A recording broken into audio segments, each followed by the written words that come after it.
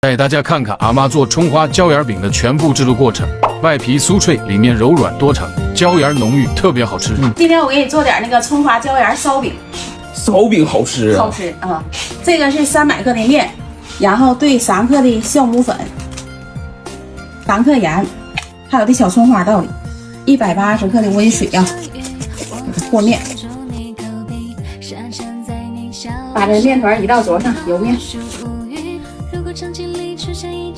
这个面揉了大概2分钟，看看就是不摘手光滑就行了。然后给它分成小剂子，咱们分成6个小剂子，搁中间起剂。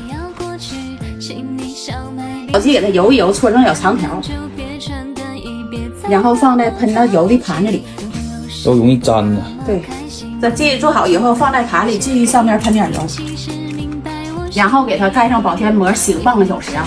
醒面的时候我们调个油酥，这是60克的油，50克的面粉。这个油是熟油是吧？啊，我蘸的是熟油，要么生油有那生豆油味儿。再放5克椒盐粉。那没有椒盐粉怎么办呢？那就可以放食材酱跟盐就行。这酥调到这种程度就行。这面醒好了，我们开始做，再给它压点，然后就是擀，前后擀，对，细长条啊。然后抹油酥，慢均匀，边稍微别慢点，用一根筷子给它压上，然后再压一根筷子，一夹一抻，一撸，然后给两边一收紧一捏，收口呗。收口，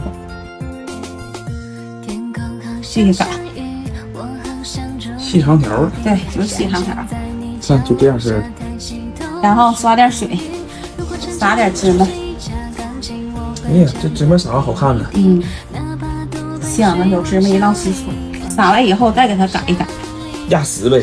压实一点。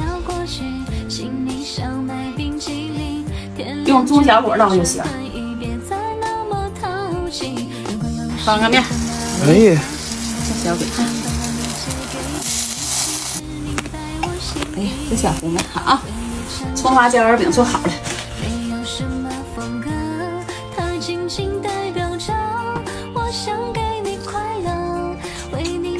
很好吃啊！那椒盐的味道挺浓啊，挺浓，然后还有芝麻的香味儿，对，小葱花的味儿，好吃。